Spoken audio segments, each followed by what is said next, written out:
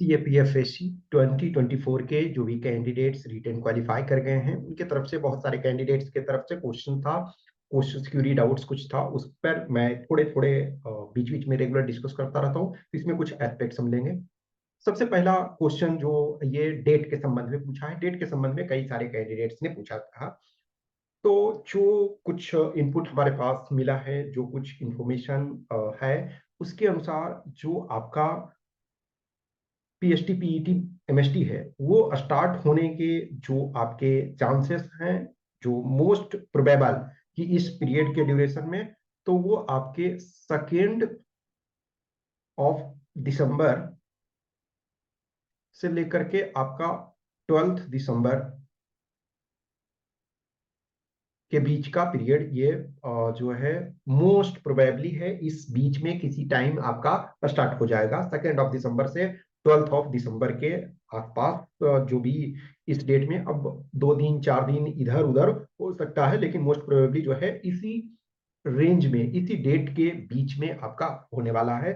तो आप उस आधार पे अपना जो भी है रेडी रहो, प्रिपेयर्ड रहो, प्रॉपर तरीके से तैयार रहो। तो डेट के संबंध में यही आपके अभी तक का जो मेरे पास कुछ इनपुट इंफॉर्मेशन जो मिले हैं, उसके आधार पे इस बीच में आपका स्टार्ट होने वाला है।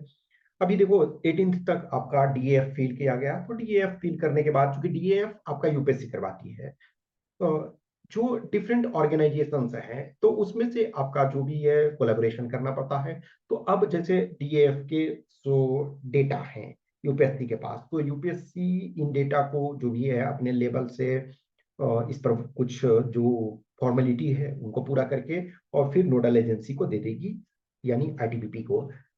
ITBP उसके बाद फिर डिपेंडिंग ऑन जो डिफरेंट अरेंजमेंट्स हैं वो करेगी, और जो भी कैंडिडेट्स का करना है कुछ चीजें एवरी टाइम थोड़े बहुत अपना उनके फॉर्मेलिटीज होते हैं, वो करने के बाद आपको फिर असाइन कर दिया जाएगा। और जब भी स्टार्ट आपका होता है उससे आपको 2 वीक्स पहले जो आपको कॉल लेटर मिल जाता है। जस्ट मान के चलो 5th, सपोज करो 5 दिसंबर से स्टार्ट होता है, तो यदि 5 दिसंबर से स्टार्ट होता है तो एक तरह से आपको 20 नवंबर के आसपास जो है वो आपको कॉल लेटर मिल जाएंगे। कॉल लेटर में ये है कि आपको जैसे डाउनलोड करने के भी लिंक दे देते हैं, ITBP के वेबसाइट पे आ जाएगा, और इंडिविजुअल कैंडिडेट्स के मेल पे भी आ जाता है। ईमेल में समटाइम ये होता है कि आपके स्पैम वाले फोल्डर में चला जाता है, तो आपको उसको भी चेक करना है। लेकिन जैसे स्टार्ट होता है, जैसे ही कॉल लेटर आने लगता है, तो ऑब्वियसली मैं अपडेट एवरी टाइम करता हूँ, इस बार भी करूंगा ऑब्वियसली। लेकिन आप कुछ ग्रुप से जो भी हो सकता है जुड़े रहो, तो आपको इन्फॉर्मेशन एटलीस्ट मिलता रहता है। तो अभी आप अपने को मेंटली जो है 2 दिसंबर से लेकर के 12 दिसंबर के बीच के किसी भी पीरियड में रेडी रहो। अब कुछ कैंडिडेट्स का देखो फर्स्ट में ही आ जाएगा, कुछ का लास्ट में होगा, कुछ कैंडिडेट्स का मेजोरिटी कैंडिडेट्स का दिसंबर में हो जाएगा, कुछ कैंडिडेट्स का जनवरी में होगा, क्योंकि नंबर ऑफ कैंडिडेट्स 3000 प्लस हैं, तो एक लंबा पीरियड चलेगा। मल्टीपल 7-8 सेंटर्स पे चलते हैं, डिफरेंट डिफरेंट प्लेसेस पे सेंटर होते हैं, जैसे आपके हर एरिया को कैटर किया जाए। ऑब्वियसली सबसे ज्यादा जो है वो दिल्ली एंड आसपास के रीजन में ज्यादा होते हैं, लेकिन सारी जगह में जैसे मान के चलो कि दिल्ली में 2 to 3 सेंटर्स होते हैं, फिर एक उधर पंजाब तरफ एक सेंटर होगा जालंधर में, फिर आपका जैसे गोरखपुर में एक सेंटर होता है, पुणे में सेंटर होता है, फिर उधर गुवाहाटी में सेंटर होता है। तो डिफरेंट सेंटर्स पे आपके अपने जो भी प्लेस है जहां आप रह रहे हो उसके संबंध में आपको भेजा जाता है। तो सबसे पहले डेट के लिए आप मोर और लेस कर रहो। उसके बाद एक दो क्वेश्चंस और है रिलेटेड, कि अभी जैसे किसी कैंडिडेट को कुछ इश्यूज हैं तो क्या किया जाए। सपोज करो मेडिकल वगैरह से रिलेटेड इश्यूज हैं, तो देखो मैं हमेशा ये बोल रहा हूँ कि मेडिकल वगैरह से रिलेटेड जैसे आई वाले हैं, ऑपरेशंस वगैरह जो होते हैं वो लेसिक सर्जरी वगैरह जैसे जिनको कराना होता है, तो वो मिनिमम 6 मंथ पहले आपको कराया हुआ होना होता है। अब जैसे किसी का यदि इश्यूज है ऐसा, छोटे मोटे इशू, कोई मेजर इशू है तो आप कुछ नहीं कर सकते हो, लेकिन छोटे मोटे कोई इशू है तो आप रिस्पेक्टिव डॉक्टर से मिल लो, आप कंसल्ट कर लो उस डॉक्टर से। मान के चलो कि किसी को पैर में कुछ इश्यूज है, किसी को आई में थोड़े बहुत इशू हैं, या किसी को हार्ट बीट या और अदर टाइप के जो भी इशू आपके हैं, आप उस स्पेशलिस्ट डॉक्टर से एक बार मिल लो। कुछ माइनर से इश्यूज होते हैं तो उसके लिए मान के चलो वो या तो वो किसी चीज के लिए, कुछ के लिए आपको एक्सरसाइजेस प्रेस्क्राइब करते हैं, या किसी चीज के लिए मेडिसिन प्रेस्क्राइब करते हैं, या किसी चीज के लिए जो आपका लाइफ स्टाइल है, हैबिट है, उसको चेंज करने के लिए कहते हैं। तो थोड़े बहुत जो हो सकते हैं उसको चेंज करके आप कर सकते हो। किसी के जैसे ब्लड वगैरह में कुछ इश्यूज, तबीयत वगैरह खराब हुए हैं, तो आपको फूड वगैरह या जो फूड सप्लीमेंट है वो आपको देंगे कि यस उससे आपका इंप्रूवमेंट हो सकता है। तो छोटे मोटे वो चीज को आप कर सकते हो। अब जैसे ऑपरेशन की बात, जैसे किसी का मान के चलो टैटू, मतलब लेटेस्ट एक मैं वो आगे डिस्कस करूंगा। अब सपोज किसी का टैटू वगैरह है, तो उसको आपको टैटू यदि प्रिस्क्राइब रेट से ज्यादा है तो आप उसको रिमूव करवा सकते हो, वो अभी आप करवा सकते हो। लेकिन कोई मेजर ऑपरेशन उस ढंग का हो तो ना कराओ, वो ज्यादा अच्छा होता है। क्योंकि यदि आप कोई ऐसा ऑपरेशन करा लेते हो फिर फिजिकल वगैरह में आप पार्टिसिपेट नहीं कर पाते हो, तो उसका कोई मतलब नहीं है ना। क्योंकि कुछ ऑपरेशंस वगैरह में होते हैं थोड़ा सा आपको रिकवरी का पीरियड चाहिए। तो छोटे मोटे इश्यूज हैं उनको आप हो सकता है तो रिजॉल्व करने की कोशिश करो, एक बार डॉक्टर से कंसल्ट कर लो।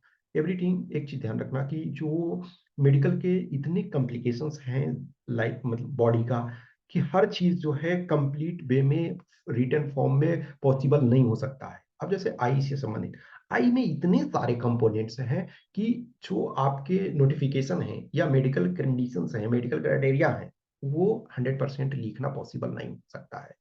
सो बॉडी का जैसे सपोज करो किसी का बॉडी पार्ट में थोड़े बहुत किसी ने कोई ऑपरेशन करवाया, या किसी का कुछ और इशू है, किसी का दाग है, किसी का उस ढंग सा, 100% जो चीजें हैं वो आपका लिखना पॉसिबल नहीं होता है नोटिफिकेशन में। तो वो केस टू केस बेसिस पे डिसाइड करते हैं। एक चीज ध्यान रखना कि यदि मेडिकल आपका मल्टीपल डॉक्टर चेक करते हैं, लेकिन वो डॉक्टर जिन इंडिविजुअल करते हैं, अब आई है तो एक आई वाले, ईएनटी है वो दूसरे, मैंने एक ये कर लिए, कोई आपके हार्ट बीट से संबंधित या अदर थिंग्स है उसको देखे, फिर आपके जो रिपोर्ट होते हैं वो रिपोर्ट देखते हैं।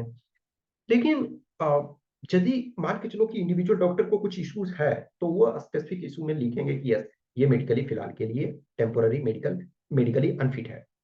उसके बाद आपको री मेडिकल के लिए अप्लाई करना होता है। पहले देखोगे 21 तक में क्या होता था कि मिनिमम 45 डेज आपको टाइम दिया जाता था कि आप री मेडिकल में अपियर। लेकिन अभी तो आपको नेक्स्ट डे ही री मेडिकल में। तो लेकिन री मेडिकल में वो डॉक्टर नहीं होंगे जो उस पार्टिकुलर इशू को आपको चेक किया, उसके लिए बोर्ड होता है वो अलग होगा। और बोर्ड ऑफ डॉक्टर उसमें से डिपेंडिंग ऑन 2 to 3 डॉक्टर्स होंगे, वो अपना रिपोर्ट देंगे। और कुछ कुछ जैसे रिपोर्ट में होता है किसी किसी को 7 डेज भी लग जाता है कि कुछ पैरामीटर्स, लेटेस्ट टेक मान के चलो कि हार्ट बीट है या फिर ब्लड प्रेशर है या कुछ और चीजें, तो उसमें रेगुलर रूप से वो मेजर करते हैं और मॉनिटर करते हैं कि क्या कंडीशन है, और उसके बाद वो एवरेज पे कंक्लूजन में आते हैं। रैंडमली आपको आउटराइटली रिजेक्ट नहीं करते हैं, थोड़े से आपको टाइम देते हैं। तो ऐसे सिचुएशंस कुछ होगा तो इसलिए पर्सनल रूप से आप मुझे मैसेज कर सकते हो। एक सबसे जो इशू ओवरवेट का कैंडिडेट्स का एक्सेप्शनल एक आधा ऐसे होते हैं, एक कैंडिडेट ने अंडरवेट के लिए भी बोला था, तो नॉर्मली ओवरवेट वाले ही ज्यादा इशू होते हैं। अब ओवरवेट में पहले क्या होता था, 45 डेज मिनिमम दिया जाता था, तो आप क्या है रनिंग वगैरह करके और सारी चीज करके आप कर लेते थे। अभी आप एक दिन में तो नहीं कर सकते हो ना। तो नॉर्मली देखो अब ये जो आपका रिक्वायरमेंट है, तो इससे ऊपर को तो आपको देखना ही नहीं है, क्योंकि मिनिमम रिक्वायरमेंट आपका मेल के लिए 165 सेंटीमीटर है ये हाइट। तो 165, लेकिन एज भी देखो, ये एज 18 to 22, ये 23 से 27, और 28 से आपके ये 32, और ये 33 से 37। अब जस्ट मान के चलो कि किसी का जो हाइट है 168 सेंटीमीटर है और उनका एज 23 है। तो यदि इसमें से आप इस रेंज में आते हो, यानी कि आपका यदि 168 सेंटीमीटर हाइट है, एज 23 से 27 वाले में आपको, तो 52.5 से लेकर के 64.5 इस रेंज में आते हो। अब यानी कि लोअर एज, एक चीज यहाँ ध्यान रखो कि मिनिमम आपकी जो वेट होना चाहिए वो 50 kg होना चाहिए। अब मिनिमम में 50 से कम हो जाते हो तो वो आप फिर रिजेक्शन का कारण है आपका। तो मिनिमम 50 kg तो होना ही चाहिए। अब इसके बाद यानी कि देखो इसमें से वन आपका जो 65 वाले में है, देख रहे हो किसी में भी, इसमें यदि देखा जाए तो ये 18 से 22 वाले में है 49.5 से लेकर के, ठीक है, 60.5। अब ये 49.5 है और 60.5 ये रेंज होना चाहिए, लेकिन आपको मिनिमम रिक्वायरमेंट क्या दिया हुआ है, 50 kg आपको। ऑब्वियसली एक्सेप्शनल केस में ऐसा किसी का होगा तो ऑब्वियसली है कि आप थोड़ा एक्स्ट्रा खा पियोगे तो वो हो जाएगा, वो कोई इशू नहीं है, लेकिन आपका मिनिमम 50 kg होना चाहिए मैक्सिमम। अब सपोज 168 सेंटीमीटर है और एज इस ब्रैकेट में, तो मैक्सिमम आपका क्या हो रहा है, 64.5 हो रहा है। तो इसमें डिपेंडिंग ऑन, मैं अगेन कह रहा हूं ये बोर्ड पे के डिस्क्रिप्शन पे, बट जनरली जो है 2 to 5 kg अलाउ कर देते हैं। अब 2 to 5 kg मैं इस वजह से बोल रहा हूँ, कोई बोर्ड है कि 2 kg प्लस हो गया तो वो आपको हो सकता है मीन्स टेम्पोररली मेडिकली अनफिट कर दें, लेकिन वैसे है कि अलाउ कर देते हैं 2 to 5 kg। कोई बोर्ड है एक्स्ट्रा, अब बॉडी टू बॉडी डिपेंड करता है। कोई मान के चलो कि जिम कर रहे हैं और उनका जो मसल्स बना हुआ है तो उनके लिए ज्यादा कम करना मुश्किल हो जाता है, तो उसमें से थोड़ा सा एक्स्ट्रा भी मिल सकता है। तो जनरली ये रेंज को देखो और 2 to 5 kg के रेंज में आप रहो, कि मान के चलो 64.5 है, अब इतना आ गया तो ये परफेक्ट है इस रेंज में। यदि नहीं आता है extra 2 kg 3 kg 4 kg 5 kg up to 5 kg तक ये अलाउ, लेकिन मैं अगेन कह रहा हूँ कि 5 kg आपकी गारंटी नहीं है। आप कोशिश करो कि विद इन 2 kg आने के लिए ट्राई करो। वैसे ही जैसे देखो अब जिनकी हाइट 174 है सेंटीमीटर और इस रेंज में है, तो यानी अप टू इनको 70 kg चाहिए, ठीक है। तो यदि ठीक है 72 73 74 है तो ये चल जाएगा। तो आप इसको ध्यान रखो कि ये मैक्सिमम आप अपना पिक करो, एज आप अपना देखो जिस एज ब्रैकेट में आप करते हो। अब इसमें वेरी फ्यू हैं, इसमें वही कैंडिडेट्स हैं जो रिजर्व कैटेगरी में भी हैं और एक्स सर्विसमैन वाले हैं या फिर सेंट्रल गवर्नमेंट सिविलियन उसी में। अदरवाइज मैक्सिमम जो मेजोरिटी वाले हो इन तीनों में ही आप कवर होते हो, और सबसे ज्यादा जो कैंडिडेट्स होते हैं इस वाले रेंज में, जनरली ऐसे सबसे ज्यादा कैंडिडेट्स होते हैं। तो आप अपने इस चार्ट को देखो, ये आपके नोटिफिकेशन में दिया हुआ है। ये फीमेल के लिए है, तो फीमेल के लिए क्या है 157 सेंटीमीटर है, तो यानी कि आप यहाँ तक तो देखोगे ही नहीं, ठीक है ना। अब फीमेल के लिए जो है मिनिमम आपका 46 kg चाहिए। अब देखो 158 जिनका है सपोज करो, और ये 40.5 से 49.5 दिया हुआ है। अब इसमें देखो काफी लगेगा कि 157 है और लेकिन 46 kg मिनिमम आपको होना चाहिए यदि फीमेल आप हैं तो। अदरवाइज ये नहीं कहोगे कि हम इस रेंज में हो, लेकिन मिनिमम जो आपका चाहिए बॉडी वेट वो आपका 46 चाहिए, ठीक है। तो ये ध्यान रखना है। और आप इस चार्ट को नॉर्मली देख लो। अब सपोज करो कि कोई 160 है और इस मान के चलो इस वाले में है, तो 160 है और उनका जो मैक्सिमम वैसे रेंज हो रहा है 50.5, तो ठीक है आप 55 भी हैं, 54 हैं, 53 हैं, चलेगा, कोई दिक्कत नहीं है। तो आप इस चीज को ध्यान रखो। इनफैक्ट जो भी जैसे रेंज, ये थोड़ा सा जो भी है एक डिफरेंट एज ग्रुप और हाइट का ये एक स्टैंडर्ड बेंचमार्क है कि इस रेंज में होना चाहिए आपका। देखो किसी भी रेंज में आपका काफी रेंज दिया हुआ है, ऐसा नहीं है ना कि बहुत सारे। अब जैसे इसमें देखो आप क्या है, आपका 10 kg का रेंज दिया हुआ है। इसमें भी देखो 10 kg का मैक्सिमम में देखोगे कि इस वाले में आपका इधर रेंज थोड़ा सा कम है, और जैसे ही आप इधर जाते हो तो रेंज जो है 10 का है। इसमें भी देखो ये इसमें सपोज करो कि इसमें क्या है 9 का है, इधर फिर 10 10 10, इधर देखोगे कि 11 का रेंज है, ठीक है। तो जैसे जैसे आपका थोड़ा सा एज वगैरह बढ़ता है और हाइट बढ़ता है तो रेंज आपको थोड़ा सा एक्स्ट्रा दिया जाता है, ठीक है ना। तो इसमें से ट्राई करो कि आपको ओवरवेट वाले ही ज्यादा इशू रहते हैं, और अंडरवेट वाले में भी ध्यान रखना कि मिनिमम आपका जो है मेल के लिए 50 kg और फीमेल के लिए 46 kg, इतना तो होने चाहिए। एक और जो क्वेश्चन बहुत सारे कैंडिडेट से के द्वारा डाउट्स क्रिएट किया जाता है कि हाइट क्या कम करके मापते हैं। नो, हाइट कम करके नहीं मापते हैं, लेकिन एक चीज ध्यान रखो, जो भी हमारे पास मेजरमेंट है वो एग्जैक्ट मेजरमेंट नहीं, लिटिल स्लाइटली आपका 1 mm 2 mm इधर उधर हो सकता है, मैनुअल मेजरमेंट करते हैं तो।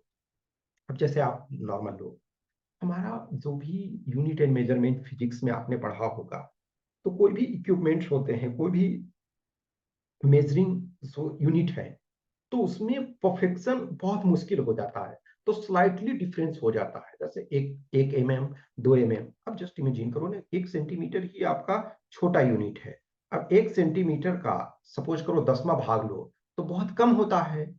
तो 1 सेंटीमीटर का कभी 10वां भाग मान के चलो कि किसी का ना सपोज मेल है तो 165.2 है सपोज। हो सकता है कोई इसको मेजर करेगा तो उनको 164.5 आ सकता है, और कोई मेजर करेंगे तो 165.5 भी आ सकता है। तो यदि कोई बॉर्डर पे आप होते हो, मिनिमम आपको 165 सेंटीमीटर चाहिए। जब भी आप बॉर्डर पे होते हो तो आपको 2 3 4 बार मेजर किया जाता है। वो कोशिश करते हैं ऑब्वियसली है रिजेक्ट ना करने के लिए, लेकिन थोड़े बहुत कभी कभी इशू, लेकिन एक चीज ध्यान रखना, वो खुद भी नहीं चाहेंगे ना कि हम किसी का खराब मेजरमेंट करें। देखो एक हाइट ऐसी चीज है कि आधे घंटे 1 घंटे और दो एक दिन में नहीं बढ़ जाते हैं। जस्ट इमेजिन करो कि किसी का 165.5 है और उनको रिजेक्ट कर दिया जाएगा, तो आप कहीं भी जाकर के 2 3 जगह गवर्नमेंट सर्टिफाइड जगह से आप मेजरमेंट करा करके आप केस कर सकते हो उस पर। कोई ऑफिसर ऐसा नहीं कर सकते हैं। अब चेस्ट एक्सपेंशन है, सपोज बॉडी वेट है, उसमें चेंज हो सकता। कोई आज 65 kg का है, सपोज करो आज 65 kg का है, तो कल वो 63 kg का हो सकता है, या कल 67 kg का हो सकता है। ये बहुत नॉर्मल सा चीज है। आपने अभी विनेश फोगाट वाला देखा, तो विनेश फोगाट अभी एमएलए बन गई हैं हरियाणा में। लेकिन उनके साथ क्या हुआ कि फाइनल वो रेसलिंग का मैच, ऑब्वियसली वर्स्ट केस में भी हार जाती तो सिल्वर मिलता, लेकिन वजन जो उनका है 100 ग्राम एक्स्ट्रा हो गया। अब ऐसा नहीं है कि उन्होंने कम नहीं किया, कम किया करीब 2 2 kg से थोड़े से कम आसपास ये करीब किया। तो जो 2 kg है इधर उधर 24 घंटे में आपका हो जाता है। आप एक्स्ट्रा वाटर भी इनके इंटेक लेते हो, कुछ एक्स्ट्रा खा लेते हो, तो आपके 2 kg 2.5 kg एक दिन में बढ़ सकते हैं। लेकिन वही कुछ ना खाओ, एक्सरसाइजेस करो, स्वेटिंग करो, पूरे अपना डिहाइड्रेशन करो, डिहाइड्रेट अपने बॉडी को करोगे तो 2 kg कम। तो वजन में कोई ये नहीं कर सकता है कि हमने अभी मेजर किया और कल वही नहीं, वो ड्रास्टिक चेंज हो सकता है। लेकिन जो हाइट होता है वो चेंज नहीं होता है। हाइट किसी का 166 हो गया, कितना भी कोशिश करेगा तो क्या 2 दिन में 3 दिन में 165 हो जाएगा? नहीं। क्या किसी का 164 है तो पूरा करके कल क्या 166 हो जाएगा? नहीं, ये नहीं होगा। तो इस वजह से इसमें ध्यान रखो। जो भी बहुत सारे एवरी टाइम मैं इन चीजों को देखता हूँ कि हाँ एब्सोल्यूट, मैं ऑलरेडी बता रहा हूँ, एब्सोल्यूट मेजरमेंट नहीं होता है। उसमें से जैसे किसी का 168 है, तो सपोज करो 168 को कभी 167 में मेजर कर लिए, किसी जगह 169 करे, तो उस बंदे को कोई फर्क नहीं पड़ता है। किसी का 172 है, 171 मेजर करें या 173 मेजर करें या 172 मेजर करें, उसे कोई फर्क नहीं पड़ता है एक तरह से। लेकिन जब आप बॉर्डर पे होते हो, जस्ट आपका 165.1 है, 165.2 है, 165.3, यार किसी का भी तो ऐसा तो होगा ही ना। तो उनको 3 4 5 टाइम्स देते हैं, ऐसा नहीं करते हैं कि आउटराइटली रिजेक्ट करते हैं, क्योंकि उनके लिए भी अब चूंकि देखो एकदम साइंटिफिक तरीके से तो हो नहीं रहा, वो तो मैनुअल मेजर कर रहे हैं, तो मैनुअल मेजर में थोड़े से होते हैं। लेकिन जिनके भी बॉर्डर पे होते हैं तो इस वजह से एक चीज ध्यान रखो, जिनको भी लगता है कि हम बॉर्डर पे एकदम है, तो आप किसी भी 2 से 3 जगह गवर्नमेंट सर्टिफाइड सेंटर पे मेजरमेंट करा लो। और यदि ऐसा लगता है तो वहाँ जो सेंटर पे होते हैं उनको बताओ कि हम यहाँ से मेजर करा, तो उनके मन में भी एक डाउट होगा, एक डर होगा कि नहीं इस बंदे को हम ये करें। तो कभी भी ऐसा नहीं होता है कि रिजेक्ट कर देते हैं। कुछ ऐसे कैंडिडेट होते हैं जिनका रिजेक्शन हो जाता है कि 2 सेंटीमीटर कम करके मापते हैं, नहीं डियर, ये नहीं होगा। कुछ चीजों में जिसमें अब जस्ट इमेजिन करो कि चेस्ट मेजरमेंट है, चेस्ट किसी का कम बेस हो सकता है, चेस्ट एक्सपेंशन है 5 सेंटीमीटर मिनिमम रिक्वायरमेंट है, वो कोई नहीं कर सकता है। ठीक है, कोई 4 सेंटीमीटर ही कर सकता। मान के चलो एक टाइम में 4 सेंटीमीटर किया, कल के डेट में उसको मेजर करेगा तो 6 सेंटीमीटर, वहां डिफरेंस हो सकता है कि आज जैसे हमको चेस्ट एक्सपेंशन करने बोला, हमने 6 सेंटीमीटर आज कर दिया, कल हमसे हो सकता है कुछ ऐसा हो कि हमसे 4.5 ही हो पाए, और या हमसे 5 से नीचे आ जाए। तो इसमें वेरिएशन हो सकता है, लेकिन हाइट वाले में नहीं होता है। जो मैं समझता हूँ, जो मैं in number of candidates my own experiences मैंने अपने सेंटर्स पे देखा, और या जो भी कैंडिडेट्स पास हो रहे हैं every time, so many candidates, तो ऐसा नहीं जनरली होता है। तो इसके लिए थोड़ा सा कॉन्फिडेंस अपने को रखो। और ओवरवेट के लिए आप जो भी कैंडिडेट्स ओवरवेट हो, रनिंग एक्स्ट्रा करो, जो भी डाइट्स है, डाइट आप अपना कंट्रोल ही रखो। ऐसा नहीं है कि आप उसके चक्कर में डाइट नहीं लो, डाइट लो, लेकिन एक्स्ट्रा एक्सरसाइजेस वगैरह करो, रनिंग वगैरह प्रॉपर करो। कुछ और इश्यूज वगैरह में नेक्स्ट और डिस्कस करेंगे।